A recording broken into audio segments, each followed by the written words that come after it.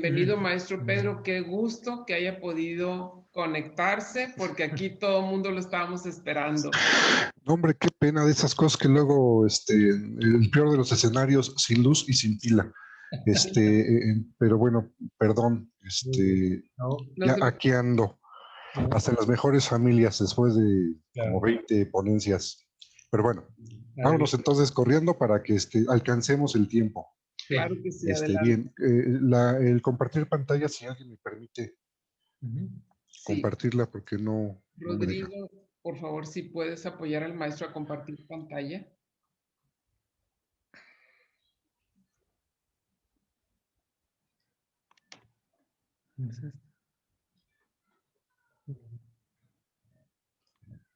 Para optimizar tiempo, mientras vamos comenzando, vamos a hablar hoy sobre el tejido social, un tema muy, muy importante en el caso nuestro que nos ocupa, porque además hablamos mucho alrededor de que el tejido se nos está descomponiendo. Bueno, precisaremos algunas cosas. Basta mencionar que en esta reunión, en esta rica velada cristiana, vamos a hablar un poco sobre alrededor de dos ideas. La primera idea, que el tejido social podamos verlo, o invito a que lo veamos como una red. No es exactamente lo mismo, por si hubiera alguien que le guste más las cuestiones sociológicas o teóricas, dijera es que no es lo mismo el tejido social que una red. No. Sin embargo, me gustaría platicar un poco o ofrecer ver el tema del tejido social como una red por algunas razones. Las más importantes, que la estructura de las redes, que ahorita vamos a ver que es una red, las estructuras de las redes sociales tienen un comportamiento, por lo menos en sus elementos más básicos, muy similar al tejido social, al tejido que constituyen la sociedad de las personas. De tal manera que si entendemos los elementos básicos de las dinámicas de las redes sociales, podemos también entender los elementos básicos del comportamiento del tejido social. Eso es importantísimo. La segunda razón es que una red, si nosotros, la ventaja de las redes es que pueden incluso ilustrarse, dibujarse, y eso es un elemento invaluable para nosotros porque nosotros, pues creo que todos los aquí presentes hemos estado y formamos parte de movimientos laicales, de tal manera que todo auxilio gráfico no solamente nos ayuda a nosotros a entender de forma rápida un concepto, sino que además nos permite explicarle a otros ese mismo concepto de manera más o menos ágil. Por eso es por lo que vamos a platicar un poco sobre las redes como un auxiliar para entender este asunto del tejido social. La segunda idea tendría que ver, muy de repasada al final, la importancia del espacio público para poder constituir tejido social. El tejido social está fuertemente vinculado con lo que es el espacio público, al grado incluso de que si nosotros estropeamos o descuidamos el espacio público, también de manera muy, muy paralela, diría yo que a veces automática, estamos también dañando el propio tejido social. Y entonces, bueno, alrededor de esas dos ideas, pues vamos a abordar. No sé quiénes son de aquí, bueno, todos son de movimientos laicales. Yo me formé en escuela de pastoral, donde cuando te fallaban las lecciones, ¿se acuerdan que no llegaban? Cuando te cerraban la iglesia porque por alguna razón el sacristán no abrió, pues basta con que estemos a la sombra de un árbol en la vil calle y podemos enseñar. Así somos los cristianos. Y a veces sin árbol, ni modo, pero así le entramos a todo. Bien, estamos hablando del tejido social. Vamos a repasar algunas ideas rápidas sobre lo que es este asunto del tejido social. Aquí hay tres conceptos muy rápidos. Esta organización, Hábitat por la Humanidad, nos habla del tejido social como grupo de personas que se unen para lograr objetivos comunes, como el alimento, la salud, la educación. El tejido social lo vemos como una agrupación de seres humanos intervinculados entre sí. Finalmente creo que todos tenemos en mente ese concepto de tejido para lograr objetivos, para lograr beneficios colectivos. Pero además de lograr beneficios, desde otro punto de vista, por ejemplo, esta organización que es Incide Social, que es una organización de relevancia, prestigio nacional, Nos dice más o menos lo mismo, igual que son relaciones de reciprocidad, solidaridad y protección, pero que también además nos sirven para enfrentar problemas y para protegernos. De tal manera que, bueno, otra forma de ver el tejido social es verlo como ese entramado de relación entre nosotros, entre los seres humanos, para brindarnos protección, de tal manera que pues, los primeros beneficiados de esa protección son los más débiles. Así también, como dice o insinúa en el segundo párrafo que ustedes están viendo, el tejido social, una vez que se erosiona o se empieza a destruir, pues los primeros que se ven afectados son evidentemente los más débiles. De ahí pues su gravedad de que este tejido se deteriore. Este concepto, que es bastante más casero, es de los jesuitas, nos habla que el tejido social es una metáfora para referirnos al entramado de relaciones que configuran lo que llamamos la realidad social. Vamos, eso es una metáfora. Es una importación de las ciencias naturales, de la biología en particular.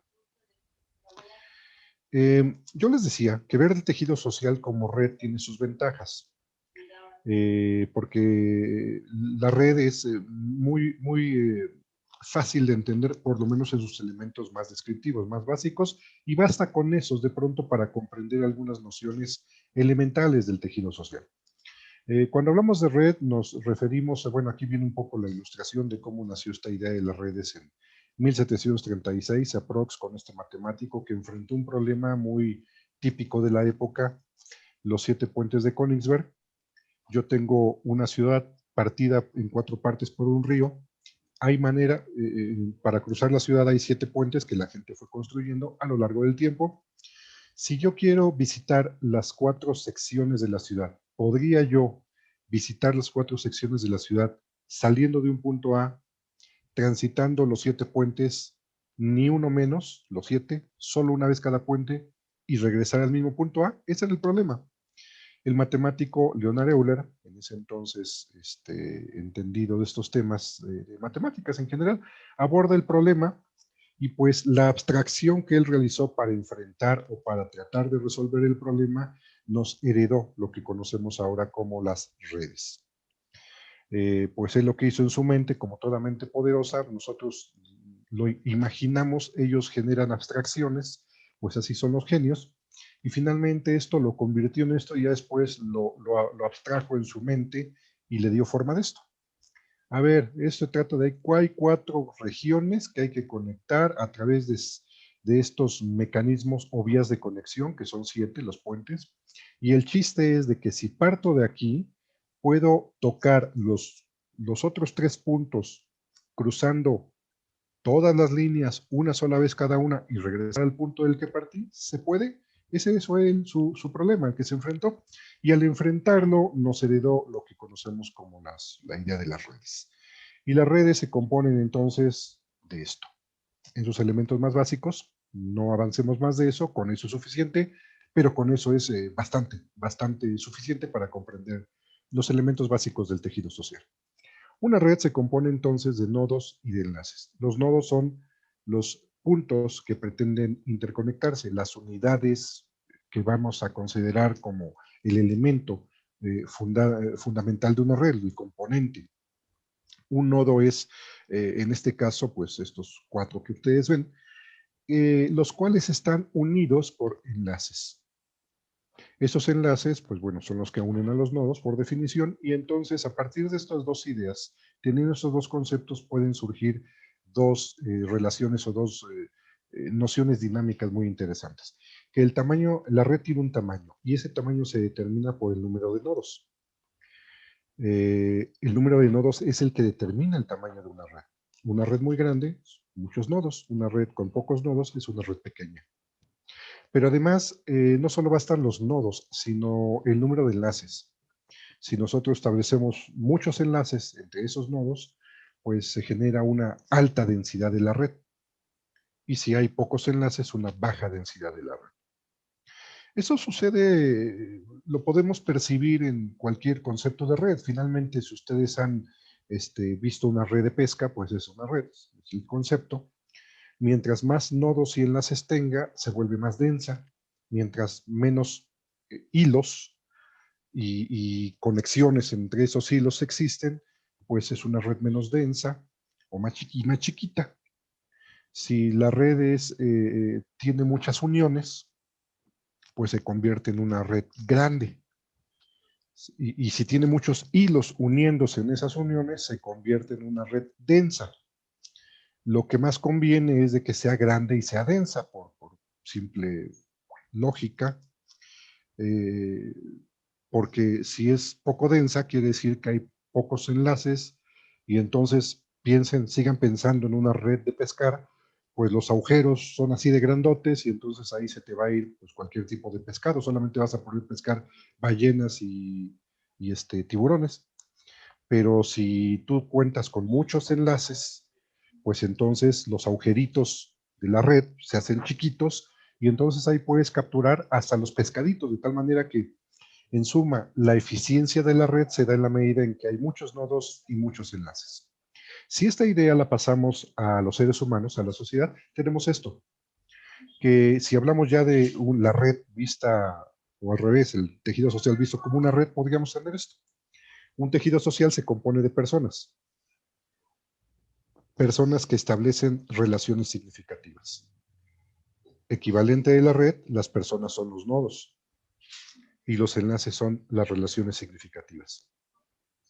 Aquí, por cierto, si ven ese dibujito de 4 noditos, de 4 personas, bien podría ser la familia de cualquiera de nosotros, papá, mamá, 2 hijos, los cuales establecen relaciones significativas, que por cierto yo siempre recomiendo como un ejercicio práctico, que acabando esta sesión, en algún momentito de la noche, o mañana, o el día que quieran, el momento que quieran, nada más que bueno, mientras más fresco mejor, hagan su ejercicio en casa, dibujen en un papelito a sus integrantes, las bolitas, una por cada integrante, y definan qué tantas relaciones significativas existen entre ustedes.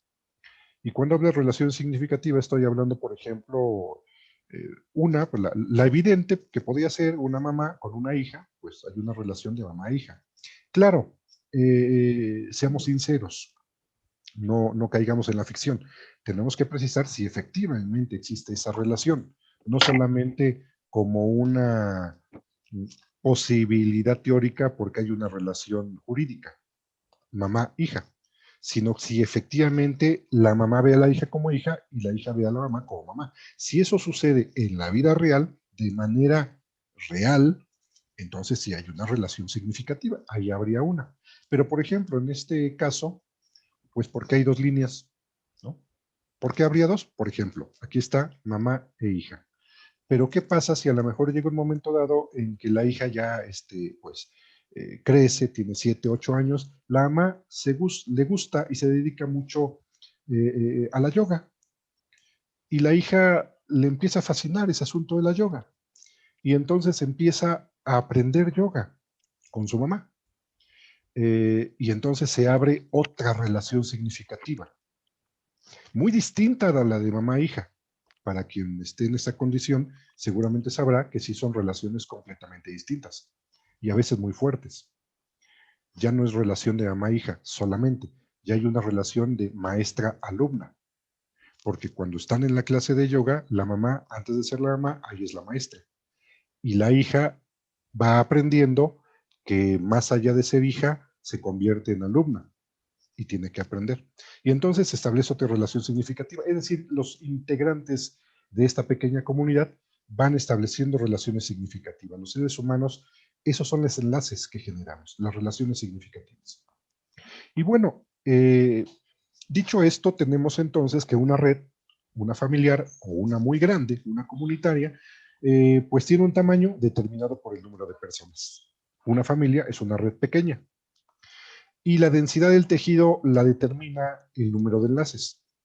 Una familia en un estado ideal es una red,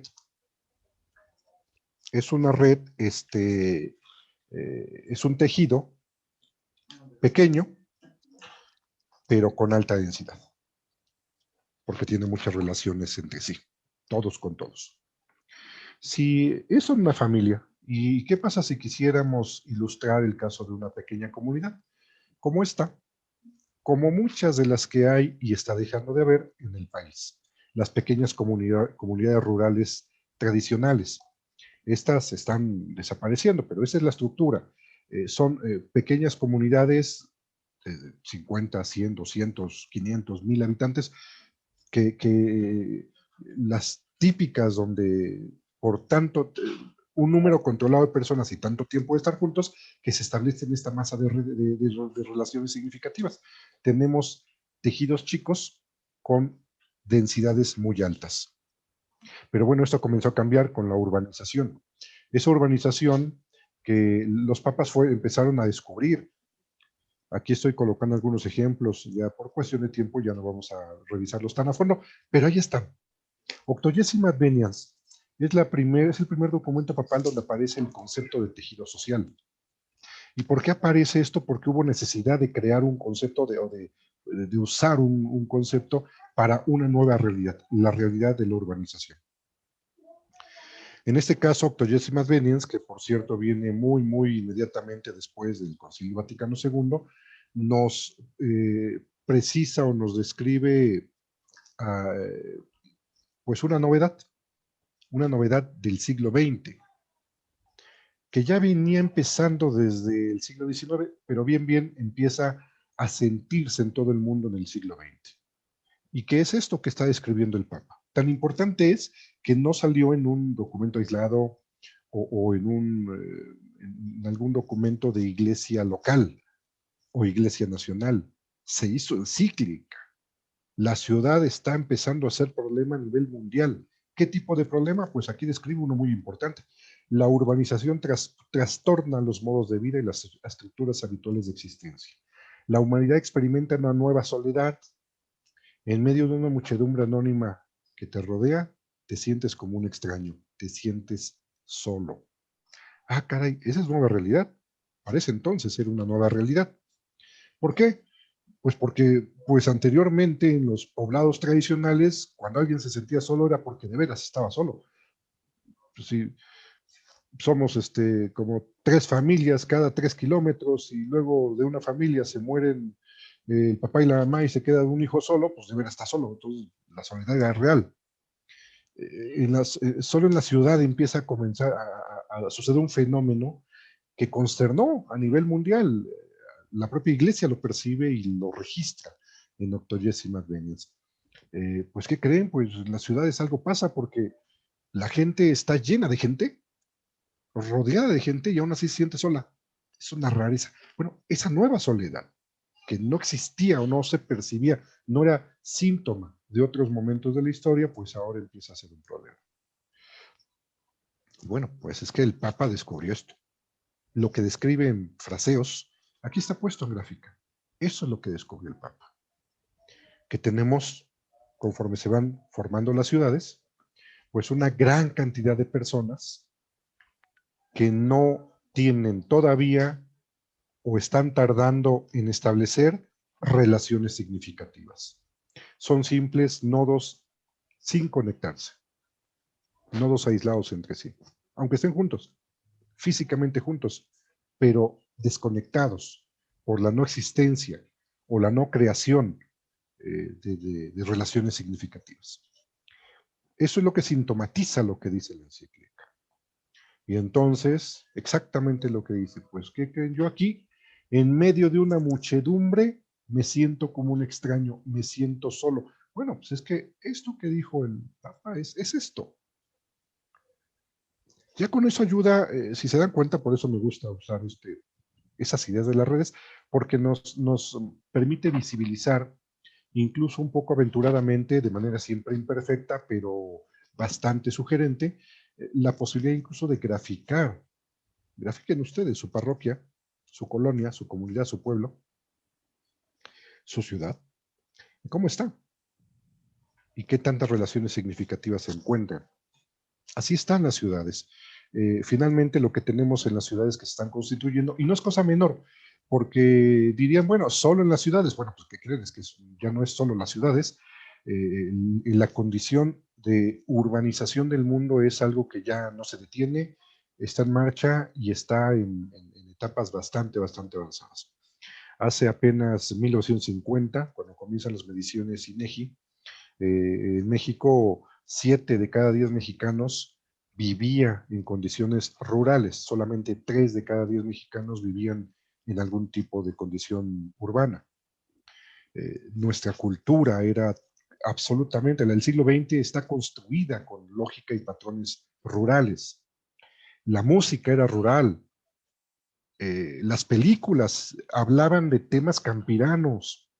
Los recuerdos de la gente eran la añoranza de los pueblos, o sea, era todavía una cultura rural. Eso ya está desapareciendo de manera acelerada.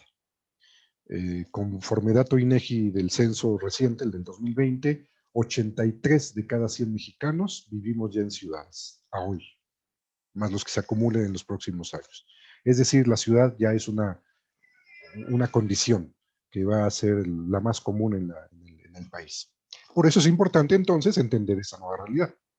Y esa nueva realidad nos dice que lo que tenemos ahora son escenarios de tejidos muy grandes de bajísima densidad. Esto que están viendo. Esa es la realidad, es la nueva realidad. Por eso cuando sentimos es que estamos desvinculados, es que se nos ha descompuesto el tejido social, puede ser. Puede ser que a lo mejor tú vivías en una condición así y sea porque se han ido personas de esas comunidades o porque ha habido elementos externos que vienen a distorsionarlos, se ha descompuesto el tejido social.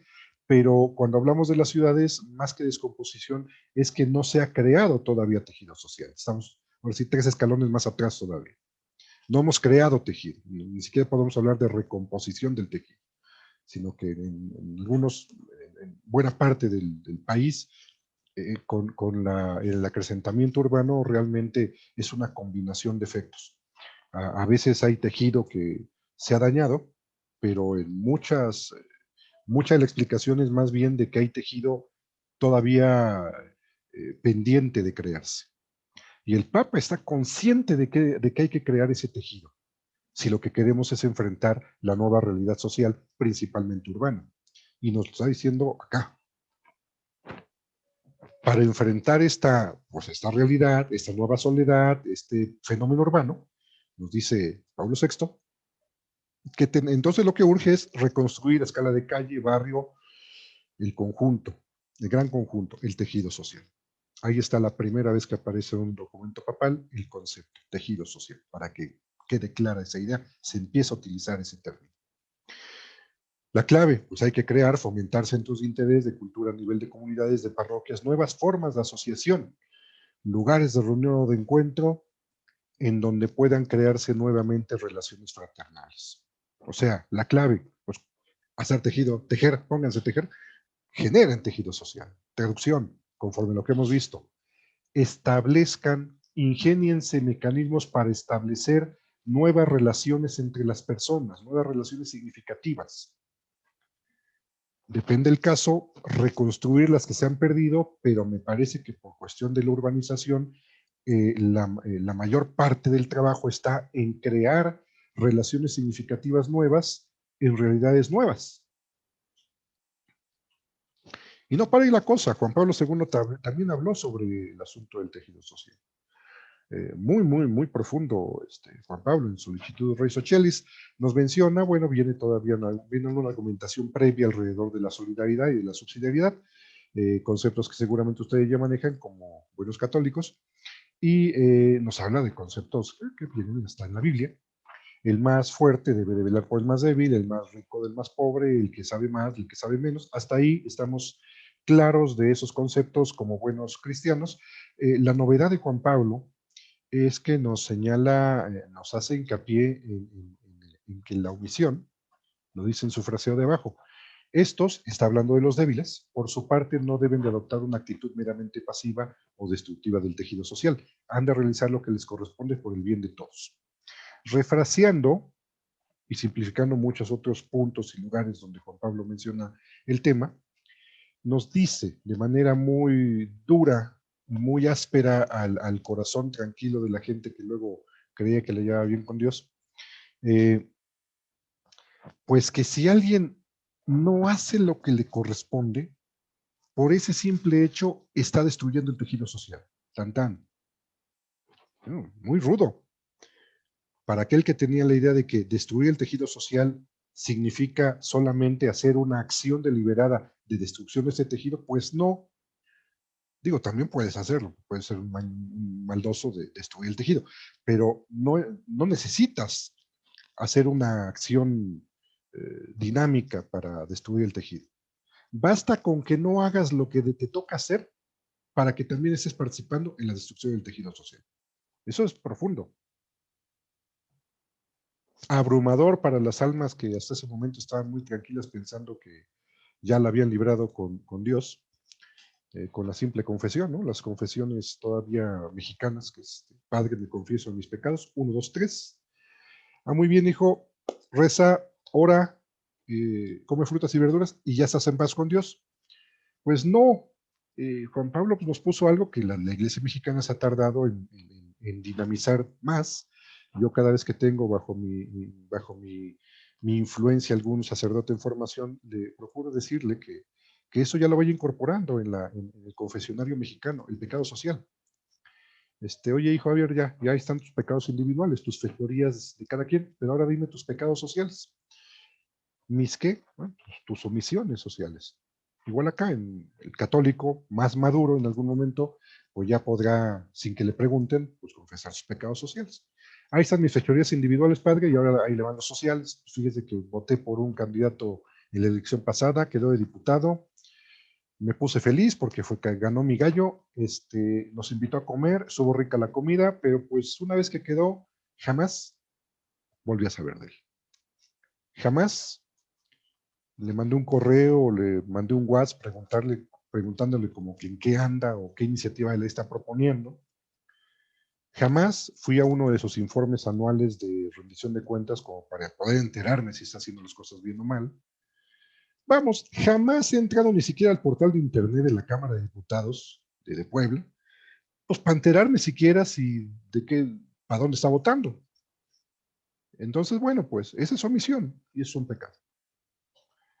Lo impulsó Juan Pablo y bueno, ya aparece en el catálogo del Compendio de Doctrina Social de la No, es Iglesia que de no 2005. le llegó. Sí, se fue una visita nada más. De tal manera que bueno, pues ahí está, pues, que no era suficiente lo que ya decía Pablo VI, Juan Pablo Sí, II porque así la sienta bañaban. más. La omisión destruye el Una tejido. hierba.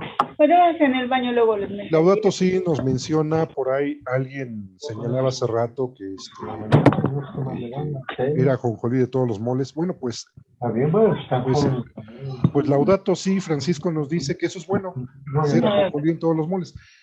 Finalmente nos señala que hay dos rutas. La primera ruta es no solo la actividad política, en el sentido del poder de los partidos, la política partidista, sino también incorporarse o actuar. No le hagan caso. Síguelo solito. Oye, Por ahí mucho hay ruido. un ruido, no sé si Por favor. distorsiona la escucha de los demás. Cerrar los micrófonos. Por favor, apaga tu micrófono, Rosy. Ok. Pero bueno. Gracias. De Francisco podemos recuperar rápidamente dos ideas muy importantes. Primero, él nos señala, para aquel que diga, que piense, que sienta, que pretexte que la política no se da con esa persona, que es muy fea, no me gusta, no tengo carácter, me da ñañaras, está bien, no es necesario que estés en política, pero entonces, ¿sabes qué? Vete a la sociedad civil. En el seno de la sociedad germina una innumerable variedad de asociaciones que intervienen a favor del bien común. En México le llamamos organizaciones de la sociedad civil, las cuales se preocupan por un lugar común, el edificio, la fuente, el monumento abandonado, el paisaje, la plaza. Buscan proteger, sanear, mejorar o embellecer lo que es de todos. Y al hacerlo, desarrollan o recuperan los vínculos entre las personas y ayudan a que surja el nuevo tejido social. O sea, si alguno de ustedes no quiere entrar, o sea, se considera que no se le da el meterse en la política como la conocemos aquí en el sentido de política de lucha por el poder, pues no es necesario, pero si es entonces, te tienes que meter al activismo social, apoya a las organizaciones sociales. O haz una, hay mucho trabajo, bueno, entonces búscate una y ayúdala. O sea, el punto es de que el Papa Francisco pues ya nos deja menos opciones, nos acorrala y nos dice, pues ahora sí que por donde quieras moverte o no moverte, pues te viene el compromiso de moverte, ¿no? Y por último, lo que viene en Fratelli Tutti, lo más fresco, salió del horno, que pues no solamente los que ya vivimos en un tejido social porque tenemos algún arraigo, pues es necesario comprometernos con algo que llamamos la ciudadanía, ser vigilantes de la ciudad, constructores de la ciudad. Eso es un ciudadano. Entonces, no ser solamente un ave viajera de cada 3 años en un momento electoral, sino que esa es solo la puerta de entrada. Realmente lo que se busca es que seamos ciudadanos en todo el concepto pleno. O sea, el Papa lo insiste, no son ciudadanos de voto. Es necesario comprometernos para establecer en nuestra sociedad el concepto de plena ciudadanía, ciudadanos de tiempo completo. Ni modo, ya no podemos eludir. Resumiendo, esas son las 4 cosas que, por lo menos a la luz de esos 4 documentos, de esos documentos previos de los papas, nos viene como corolario de lo que hay que hacer para que el tejido social se pueda construir o reconstruir dependiendo del caso. Primero, formar nuevas modalidades o nuevas formas de hacer tejido social, que es lo que nos trae Pablo VI. Realizar cada quien lo que le corresponde, porque si no lo haces, esa omisión destruye tejido social. O sea, si no vas a ayudar a crear más, por lo menos no destruyas. Haz lo que te toca hacer, nos lo trae Juan Pablo II. Y el Papa Francisco, pues, nos trae 2 ideas muy importantes. Ejerce las acciones de la sociedad civil. Si no te gusta la parte política, pues, ¿qué crees? Ya no tienes pretexto. Hazlo desde la sociedad civil. O ayuda o lidera alguna. Y por último, ejerce la plenitud ciudadana. Y la plenitud ciudadana es un ejercicio de tiempo completo. Suena duro, suena pesado, pues ni modo. Así es de tiempo completo, no hay de otra. Y bueno, con esta idea, digamos, la quiero cerrar o redondear, que este tránsito hacia la ciudadanía, que en México está pendiente, y por estar pendiente y por haberlo omitido tantos años, estamos en la condición en que estamos. Eso es explicativo de manera directa. Es un tránsito que ya los católicos ya transitamos dentro de la iglesia. Es decir, no nos espante, ya lo hicimos, solamente hay que hacerlo ahora afuera. ¿Cuándo lo hicimos aquí adentro? Cuando aparecieron los movimientos laicales. Me parece que cada uno de ustedes está en algún movimiento laical. Los movimientos laicales, principalmente, algunos, salvo algunas excepciones más añejas, pero los movimientos laicales surgieron en los 70s y 80s del siglo pasado. Y fueron novedad en su momento. La iglesia, el mundo, requería, ya no alcanzaban los sacerdotes para poder evangelizar a este nuevo mundo urbano. Tuvieron que crearse movimientos laicales para que los laicos aprendiéramos a entrar al terreno de la formación cristiana. Ya no solamente en la liturgia, sino entrar al mundo, de entender la palabra y comprenderla lo mejor posible para también adquirir habilidades de explicar la palabra. Y lo hicimos bien. Realmente los 70s y 80s, hagan cuentas, la gran mayoría de sus movimientos, prácticamente 9 de cada 10, cualquiera que ustedes me puedan nombrar, surgió en esa etapa, 70s y 80s del siglo pasado. Y los que no, los que ya estaban, se renovaron en esa etapa. Movimiento familiar cristiano que estaba muy separado, hombres, mujeres, cada quien por su cancha. En los 70s y 80s se hizo mixto. Es decir, 70s y 80s surgieron los movimientos laicales. Y nos adaptamos bien. Los laicos no necesitamos hacernos expertos en teología. Para eso hay especialistas. Pero sí aprendimos algo de teología para poder desarrollar buenos movimientos laicales. Igual acá. El reto está ahora acá hacia afuera. No necesitamos ser los expertos de asuntos públicos, pero sí tendremos que aprender algunos elementos básicos de asuntos públicos para convertirnos en verdaderos ciudadanos y no ser presas de lo que yo le llamaría de los santeros electorales, de la santería electoral. Que lleguen candidatos y nos mareen, pues porque no conocemos los temas públicos. Entonces, igual, o sea, en la parroquia ya lo superamos, ya no llega cualquier vendedor de la Santa Muerte a querer embaucarnos, porque ya hay gente instruida casi en cualquier parroquia con suficiente instrucción religiosa como para decir, perdón, yo sé identificar un concepto relacionado a la fe razonablemente sensato y sé identificar una barbaridad completamente fuera de lo que es la doctrina. Eso ya lo sabemos hacer. Es terreno ganado. Bueno, eso que ya sabemos hacer en la parte dogmática, en la parte de los elementos de fe, hay que empezar a hacerlo, otra vez, comenzar, pero ahora por el lado ciudadano. Exactamente lo mismo. Hoy en día llegan los candidatos y nos marean con cualquier tipo de tonterías y nosotros, desde luego que tragamos el anzuelo. ¿Por qué? Porque hay todavía mucha falta de formación ciudadana en el sentido de entender los temas públicos. No solo ir a votar, entender los temas públicos. Necesitamos transitar rápido, necesitamos hacerlo pronto. Digo, esta elección, pues ya de panzazo, quien pueda. Más bien para la siguiente, prepararnos a enfrentar elecciones de una manera más madura. Ya no podemos preguntar cosas pues, absurdas, por lo generales que son, porque por eso nos responden cosas absurdas muy generales. Oiga, ¿cómo va a combatir la delincuencia? Pues, con conciertos de banda por la no violencia cada mes. Y lo que nos digan, o sea, cualquier cosa que nos digan, pues realmente ni siquiera vamos a saber si es una idea sensata o no, porque no entendemos el tema público. Tenemos que ir a mejor nivel.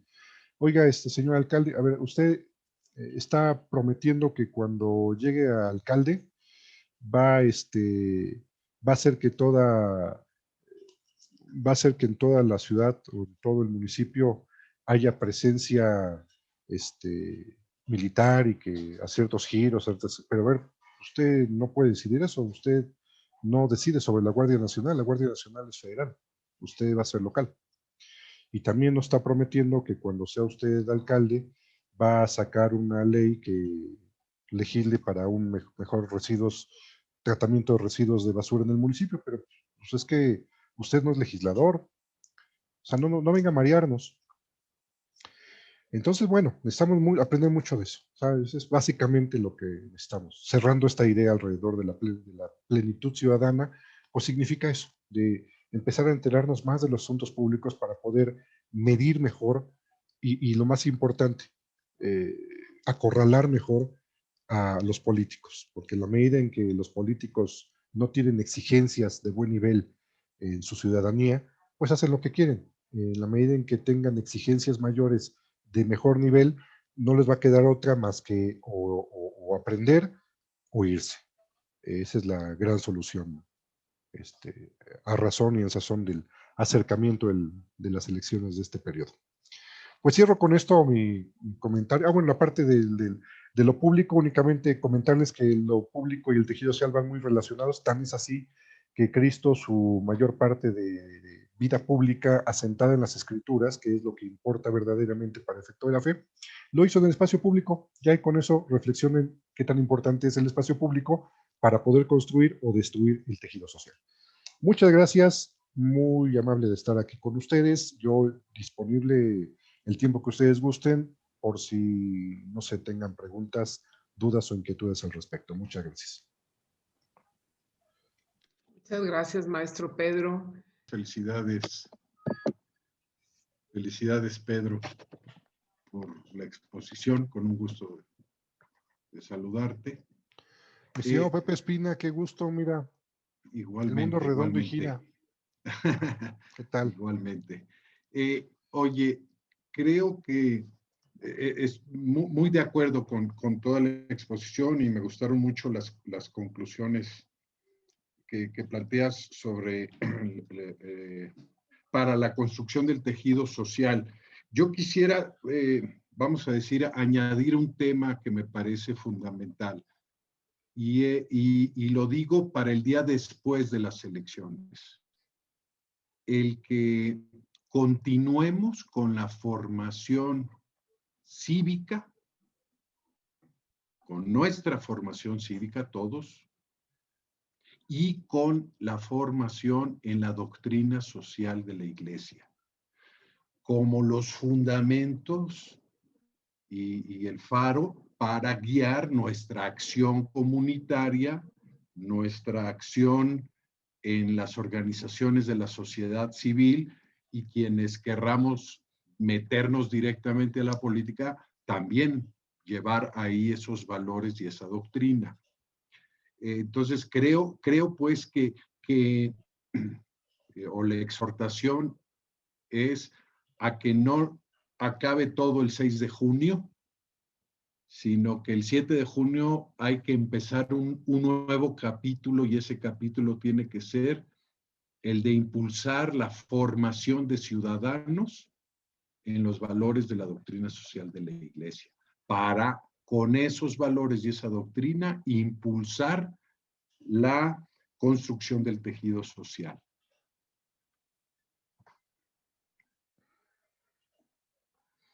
Claro, así es, y bueno, pensar en el mediano y largo plazo es fundamental, tan así que, bueno, un paso adelantado dieron Rosario y Mario desde el Consejo Nacional de Laicos, porque aunque todos estamos poniendo el grano de arena que podamos para los observadores electorales, realmente la observación ciudadana no puede quedarse solo en la observación electoral.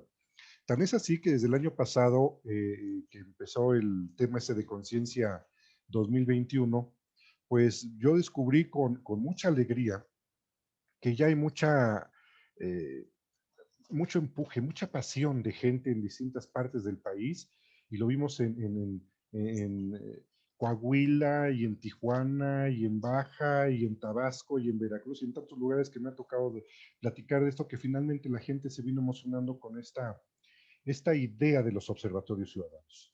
También es así que, bueno, pues construimos ese documento que no sé si a lo mejor ya lo estén circulando allá en Puebla, de cómo construir un observatorio ciudadano, que me tocó escribir, pues, junto con el Consejo Nacional de Laicos, como una invitación para quien así quiera de acercarse a este tema de la observación ciudadana, que incluye muchas cosas. La observación ciudadana incluye tres por lo menos. Primero, la inquietud pública, o sea, que quien va a observar necesariamente necesita entender algunos temas públicos básicos. Es importantísimo. Segundo, tiene que aprender a observar. O sea, la competencia de observación misma que le permite poner en práctica la capacidad de poder escudriñar el mundo de lo público. Y el tercer elemento, que haga algo con lo observado, ¿no? Efectivamente que tenga alguna reacción. Y hay de todo. Mira, digo, yo me atrevería, quizás ya será Rosario que mande ahí, yo no sé, pero yo únicamente son saco, pero no decido. Si ustedes, gente de Puebla, quieren a lo mejor animarse a este tema de los observatorios, hay de todo. Hay lugares en el país donde, pues oye, espérame, o sea, yo eso no lo entiendo. El mundo de lo público, los católicos somos prácticamente nuevos, nos estamos estrenando. Eso de meterse a nadar para mí es muy pesado. Bueno, entre al chapoteadero, mete los pies ahí, quédate un buen rato, y ya cuando agarres valor, ya te metes a las rodillas y luego que te dé la cintura y vas caminando en la alberca, poquito a poquito. Y hay otros grupos donde dicen, no, ¿sabes qué? Vamos a entrarle de una vez a la de 3 metros y a ver cómo nos va. Toluca es uno de los casos más avanzados. El esfuerzo que está haciendo de constituir el Observatorio Diocesano de Toluca, con los laicos animados de allá, pues con ellos animaron a aprender haciendo. Oiga, maestro, pues ¿cómo ve si algo en lo que podamos aprender haciendo? Bueno, pues ahorita tienen, en el caso del Estado de México, van a construir o hacer una reingeniería de la Constitución estatal. Pues ¿cómo ven si se inscriben o nos inscribimos para constituir el Parlamento abierto y acompañar el proceso constitucional? Y empezamos a hacer pininos como católicos, este tema que es nuevo, pues ahora sí que aprender haciendo a la Montessori. Pues ya estamos en eso.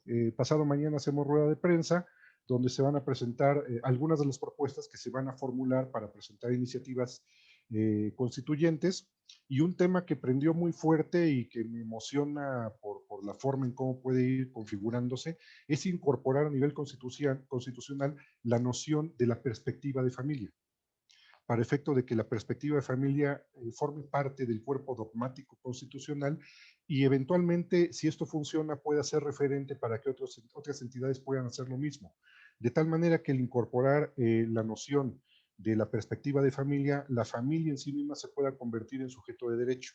Y al convertirse en sujeto de derecho, se tengan que detonar por ley, desde anclaje constitucional, políticas públicas dirigidas a la familia, que es una cosa que, por cierto, hace falta en este país, como uno de las buenas ideas que hemos impulsado ahí desde este grupo. Entonces hay de todo.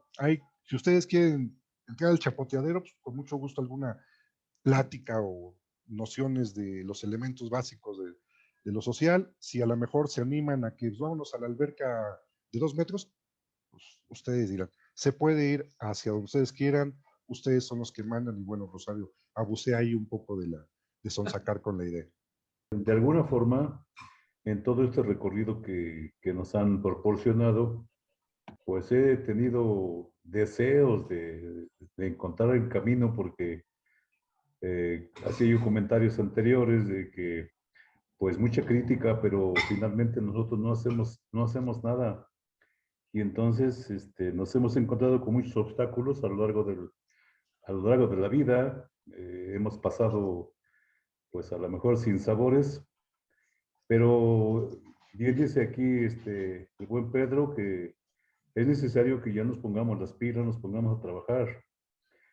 Con el gobierno actual no podemos hacer absolutamente nada, pero de aquí en adelante sí podemos involucrarnos, pues por lo menos en la calle, o por lo menos en la colonia, en el barrio, en nuestros ambientes, para poder empezar a desarrollar y funcionar como verdaderos católicos. Pero como decía Pedro, hacia afuera, en la vida pública. Es decir, salir de la sacristía, salir de la iglesia, orientados con la enseñanza evangélica de Jesucristo. Entonces eso sí me parece interesante. Es algo de lo que venía así como que esperando, algo diferente. Que no suene solo en crítica, sino ¿qué hacemos nosotros los católicos? Se supone que somos mayoría. Pues hay que meternos, no llegaremos a presidentes municipales, pero por lo menos presidente de la colonia o de algún lugar donde podamos desarrollar la enseñanza evangélica. Gracias, me pareció muy interesante. Es todo. ¿Puedo hacer una pregunta? Bueno, yo pienso, Pedro, que estuvo muy bien tu ponencia. A mí me llamó la atención desde la familia.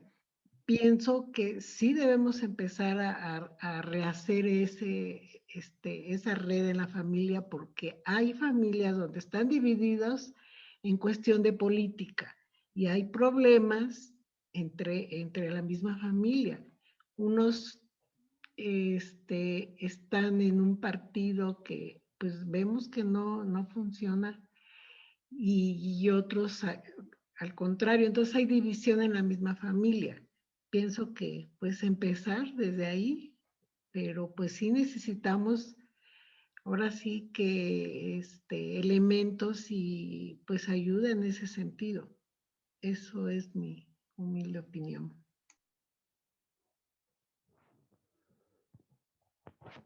Pues sí, hay mucho que hacer. La familia, que siempre ha estado muy desatendido, tan desatendido que la otra vez hace como 5 años, me puse a repasar los programas sociales del país, que en el catálogo gubernamental son como 700, de los cuales creo que como 2 más o menos benefician a las familias, y el resto pues no están relacionados más, están sobreabundantes para las cuestiones de personas en condiciones irregulares, de tal manera que pues por eso tenemos mucha circunstancia irregular, pues, la familia no se le premia. Entonces, bueno, pues es lo que tenemos que cambiar, hay que empezar a trabajar y no minimicen sus posibilidades de cambio. Miren, yo vengo del movimiento Ley 3 de 3, si alguien recuerda, creo que fue mediático este movimiento, Ley 3 de 3, cuando en el 2015-16 estuvimos impulsando la primera iniciativa de ley de carácter ciudadano que se impulsó en los últimos años, en la época moderna, digamos. Y con eso le dimos origen a lo que hoy conocemos como el Sistema Nacional Anticorrupción. Y esta ley 3 de 3, fuimos 40 organizaciones de sociedad civil y unos cuantos especialistas aislados más se agregaron, pero eso fuimos, 50, 60 locos, que logramos este cambio a nivel nacional. Y yo me pongo a pensar, ustedes son aquí yo estoy viendo 61 participantes. Si la mitad de ustedes, tan solo la mitad, tiene pasión de hacer cosas, 30 de ustedes pueden hacer muchísimas cosas que hagan cambios importantes en Puebla, no les quepa duda. Puede suceder, es cosa de que se animen y no piensen que requieren mares de gente para lograr cosas. Les digo, en el caso de la ley 3 de 3, con 50, 60 gatitos que ahí estuvimos involucrados, claro, convenciendo más, pero bueno, pues es la parte de persuasión que siempre debe de haber, pues logramos lo que ahora tenemos como los sistemas nacionales y estatales anticorrupción, ya como una realidad. Es cosa de decidirse. Los observatorios están jalando bastante bien, está ahorita lo de Toluca y algunas entidades más. Guanajuato también se interesó, entonces, bueno, pues ya me tocará con ellos trabajar esta misma parte. En una de esas, los guanajuatenses van a trabajar con sus diputados, los que recién lleguen, agarrando los tiernitos. Esta misma parte de incorporar elementos de perspectiva de familia a la legislación guanajuatense, que es también, ahí no se va a cambiar la constitución, pero basta en impulsar algunas buenas ideas para que los diputados a lo mejor sí hagan ahí trabajo y puedan incluso incorporar el concepto, si no constitucionalmente, por lo menos en algunos elementos de ley, para que dé pie a políticas públicas de esas que nos hacen falta con perspectiva de familia y pues buscando preservar valores, que es esencialmente la crisis en la que estamos actualmente. Maestro, aquí hay dos preguntas. La primera, ¿a qué se refieren cuando hablan de la reconstrucción del tejido social? ¿Y qué necesitamos para formar un observatorio ciudadano? Bueno, con base en lo que comentaba en la ponencia, una forma de ver el tejido social es la vinculación de las personas entre sí a través de relaciones significativas. Cuando hablamos de que no hay tejido, es porque gente nueva que empieza a vivir de manera compartida en una geografía y que todavía no ha establecido relaciones significativas. Cuando hablamos de reconstruir es porque había un tejido y por alguna situación ese tejido se dañó. Lo que ha estado pasando en muchos territorios con motivo de la delincuencia, que eran comunidades razonablemente estrechas entre sí, y de repente la delincuencia comenzó a desentonar y a separar. Una buena manera de separar a la gente es apropiarse del espacio público. El tiempo no dio, pero hay una dinámica alrededor de ello que implica algunas fases. Si los agentes violentos, lo que yo le llamo los agentes violentos, que son los que buscan ejercer la violencia o la delincuencia, se empiezan a apropiar del espacio público y los dejamos, no los paramos a tiempo, llega un momento dado en que ellos se quedan completamente apoderados de los espacios públicos y nosotros retrocedemos de los mismos. El síntoma principal es cuando llegamos a la lógica de que no, pues ya mejor me encierro, que mis hijos y mi marido, mi esposa salgan solamente al trabajo, a la escuela, a lo indispensable, nos encerramos en casa y que se acabe el mundo afuera. Como esa lógica la toman muchos, o la mayoría, lo que termina pasando es que el espacio público se lo apropian los violentos. Y bueno, pues entonces ahí automáticamente se destruye el tejido social.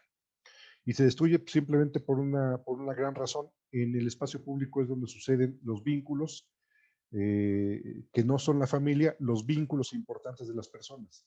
En el espacio público es donde convivimos, conocemos a los amigos, conocemos a los que van a ser nuestros compadres, conocemos a quien va a ser la pareja, nos enamoramos, paseamos, o sea, en el espacio público es donde ocurren esas cosas vitales. Cuando nosotros renunciamos, le cedemos el espacio público a otras personas o los agentes violentos, automáticamente estamos condenando la destrucción del tejido social. Y recomponerlo, cuando hablamos de la reconstrucción del tejido social, es cómo lo hacemos ahora para volver en principio, a rescatar los espacios donde sucedían los vínculos y eventualmente, pues, facilitar más vínculos, ¿no? Aunque sea incluso digitales como este.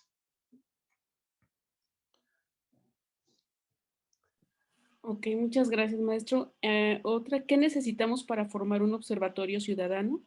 Pues yo sugiero algunos pasos, está en el material de cómo iniciar un observatorio ciudadano, el que editamos de Iniciativas Humanas junto con el Consejo Nacional de Laicos. Seguramente lo tienen, si no ahorita se los mando al WhatsApp, donde me mandaron la liga, para que lo tengan y lo circulen con mucho gusto y pues bueno, en lo que pueda apoyarlos para aclarar ideas, pues adelante. Creo que con ese material que es introductorio al tema, puede quedar una idea muy clara de qué es, para qué sirve, qué alcances puede tener un observatorio y cómo poder iniciar. Muchas gracias. Aquí hay otro comentario de Laura Gutiérrez. Bueno, yo creo que hay algo muy valioso que me llevo en la importancia del tejido social. Creo que en esos huecos donde no generamos las relaciones significativas es donde otros se aprovechan, especialmente los programas clientelares, así dice. Pues sí, bueno, pareciera que no, pero sí, bueno, hay muchas cosas muy vinculadas, pero vamos, efectivamente, los programas sociales clientelares pegan más en la gente con más necesidad que no puede satisfacer esa necesidad en comunidades solidarias. En las comunidades solidarias no hacía falta. O sea, si ustedes iban hace algunos años a la Sierra Tarahumara y querían regalarle a la gente cosas a cambio de un voto o a cambio de algo, que sería el concepto de un programa clientelar, no te lo iban a aceptar. Porque como para qué, si aquí la gente somos solidarias, si a alguien le hace falta algo, entre nosotros nos lo subsanamos. Si iban a Oaxaca, pues también, ¿no? El famoso tequio, pues, como por qué vas a regalar algo a cambio de qué. Si aquí entre nosotros, si hay alguien que no tiene de comer, pues, nunca falta alguien que le dé. Hay solidaridad. Pero en sociedades, especialmente las urbanas, que es donde funciona más, como hay una solidaridad muy, muy débil, que no se ha generado o no madurado todavía, pues es caldo de cultivo y tierra virgen para que llegue alguien a ofrecerte algo que nadie más está ofreciendo, algo vital que tú requieres a cambio de lo que sea, ¿no? Incluyendo el voto. Dice, cuando hay tejido social se excluye la violencia, las comunidades no permiten la delincuencia. Así es, de hecho yo soy más propenso a pensar que en la mayoría de los casos, hay algunas excepciones, pero en la mayoría de los casos la delincuencia no llegó a destruir el tejido social. La delincuencia entró porque el tejido social ya estaba deteriorado. En la mayoría de los casos me parece que es lo que aplica. Si hubiera habido un buen tejido social, en el caso de la Ciudad de México me ha tocado verlo, el caso de la Ciudad de México entró por el oriente y la delincuencia no arrasó completamente en todos los territorios. Hay algunos en donde lo rodeó y se fue moviendo, o sea, no como el agua que salpica todo y te empapa todo el patio, sino que como que se fue moviendo de manera rara. Y eso tiene que ver porque algunas partes de la zona metropolitana tenían lo que yo pensaría que es un tejido social más denso que otras regiones y resistieron con mayor éxito, algunas por un tiempo mayor y algunas todavía, resistieron los embates de la delincuencia, o sea, no permitieron el ingreso de actos delictivos dentro de su comunidad. O sea que sí creo que hay una relación muy directa entre el tejido social, su densidad y su calidad, con respecto a que agentes externos como la delincuencia vengan y lo destruyan. Guardadas las proporciones, aquí en el fraccionamiento, cuando empezamos a ver que la delincuencia empezaba a llegar más seguido a los hogares o a violentar los carros y todo eso, empezamos a organizarnos, cerramos el fraccionamiento con autorización de la autoridad y empezamos a protegerlos. Yo creo que esa es una forma de establecer una, ¿cómo le llaman? Un tejido social más fuerte. Me imagino que es algo así, pero a gran proporción a nivel ciudad ya después. Sí, claro, o sea, empiezas a establecer bloqueos, en ese caso el que tú mencionas un bloqueo físico, pero además del físico puede haber otro tipo de bloqueos que impidan que la delincuencia funcione. El principal bloqueo es que exista la suficiente conciencia de reforzar el cumplimiento de ley. Con eso es suficiente. La apropiación del espacio público no es automática, sucede de manera gradada, porque tenemos diseñados mecanismos jurídicos, que otra cosa es que no se usan, pero tenemos diseños jurídicos que permiten la protección del espacio público. El problema es de que toleramos que las infracciones y por eso se termina perdiendo el espacio. Pero en este caso, las zonas de delincuencia, rara es aquella zona donde la delincuencia, la semana pasada estábamos tranquilos y esta semana ya estamos llenos de delincuentes. Eso casi nunca ocurre. Lo común es de que esto sucede de manera gradual y es porque lo toleramos. Empezó con un borracho en la esquina que después se convirtió en 2 y luego fueron 5. El cascajo que dejaron ahí 3 días y luego se hizo 1 año. El coche viejo que ahí está 4 días del pintor de la esquina y que se fue quedando ahí 2 años y lo desmantelaron y ahí vive un drogadicto. O sea, ese deterioro que nosotros toleramos y permitimos es lo que fue ambientando y creando las condiciones adecuadas para que la delincuencia llegara a anidar. Entonces, bueno, el problema, la posibilidad de bloquear la delincuencia, sí tenemos o sí teníamos en muchos casos, ya cuando ya está abordada, como en el caso de la Ciudad de México, al 80%, las ciudades sí tenían mecanismos para repeler y combatir el arribo de la delincuencia, porque la delincuencia se nutre del desorden. Como nosotros desde un principio toleramos el desorden, entonces ahora sí que ya nos cargó el payaso. Aquí hay otra. ¿Podría, por favor, dar un ejemplo de perspectiva de familia? Sí, como no, por ejemplo, uno de los temas que estamos impulsando es el fomento económico. En la Constitución mexicana, en la nacional, el cuestión de fomento económico no está claro, no aparece. En el 5º constitucional no es nítido, muy imperfecto. En las constituciones locales, pues, les puedo apostar que en la de Puebla también está peor, más incompleto. Entonces, bueno, una de las cosas que proponemos es de que venga bastante más claro que el derecho al autoempleo, el derecho a la generación de la propia riqueza se convierte en un derecho reconocido, venido incluso de las convenciones internacionales, y que este reconocimiento pueda darse a nivel de política pública a los individuos, colectividades y familias. Ese es un ejemplo de cómo con perspectiva de la familia quiere decir que la familia tú la veas como un componente que puede ser sujeto de atención y de mención específica para lo que es como una unidad. La persona es una unidad, la colectividad es una unidad, también es así que tú constituyes una sociedad anónima y es una figura colectiva y adquieres personalidad, y en este caso la familia se tome como una unidad. Si eso lo logramos, si la perspectiva asienta en la Constitución, podremos entonces, ya en un plan secundario, exigir que haya políticas públicas en donde haya, por ejemplo, créditos, pero a las familias. Sí a las personas, como los hay, a los grupos organizados, pero a las familias también. Y entonces ya no sería una dádiva de los municipios. Hoy ustedes van al municipio de Puebla, vayan a preguntar por apoyos. Si el alcalde quiere dar apoyos al fomento económico de las personas y las familias, qué bien, gloria a Dios, pero si no quiere, no hay nadie quien lo obligue. Si logramos incorporar la perspectiva de la familia, oye, yo soy familia, quiero ver qué accesos a financiamientos para el desarrollo de la economía familiar puedo yo tener para generar un taller familiar o alguna cosa así, y entonces el alcalde tiene que crear cajones y tiene que generar proyectos inteligentes para apoyar ese tipo de casos, porque la Constitución se lo mandataría. Eso no existe en México. A eso se refiere perspectiva de familia. Gracias, maestro. Bueno, aquí hay un comentario de Edgardo Duarte de Argentina y nos dice, creo que hay que reconocer una cierta intencionalidad en la disgregación del tejido social. La tendencia a tener mayor dominio sobre las personas y las sociedades necesita aislarlas, desconectarlas de relaciones profundas.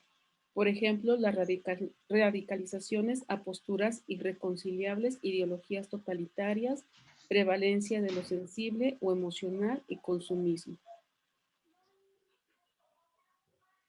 Pues sí, yo creo que sí, de repente sucede la teoría del complot, pero híjoles, yo soy más de la idea de que, pues, chance sí, o sea, yo no dudo que haya personas que maquiavélicamente se froten los dedos y hagan planes misteriosos en alguna jaula secreta para desunir a los mexicanos. Pero realmente yo creo que el 80% se explica porque tenemos políticos tontos. Si no, pues platiquen con sus diputados y platiquen con sus, los que tengan más cerca, y realmente al 80%, o sea, el Pareto, ahí sucede el caso mexicano, el 80% ni siquiera entiende qué está haciendo. Y entonces, bueno, aunque sí creo que también por ahí hay la teoría del complot, me parece que lo que más explica la destrucción o el que no se esté construyendo inteligentemente un tejido social organizado en Puebla, pues es porque no hay políticos que entiendan ese tema. Aún los que quisieran, aún los que tienen buena intención, pues falta que también sepan, ¿no? Entonces, tenemos un problema de clase política. Nuestra clase política en México está del asco. Eso es un gran problema que tenemos que resolver. Es un saldo pendiente.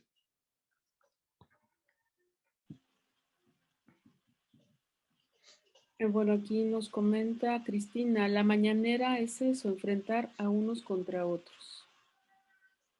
Ah, sí, claro, bueno, pues como estrategia política de nuestro presidente en turno, pues así es él. Ahora sí que así le tocó nacer. Pues, ni modo, es su forma de ser, pues, ni modo. Es su estilo. Agradecemos mucho, felicidades por esta ponencia, muchas gracias. Creo que fue muy fructífera para todos escucharlo y pues agradecerle su participación y a todos también su asistencia y pues muchas gracias y que tengan todos una excelente noche.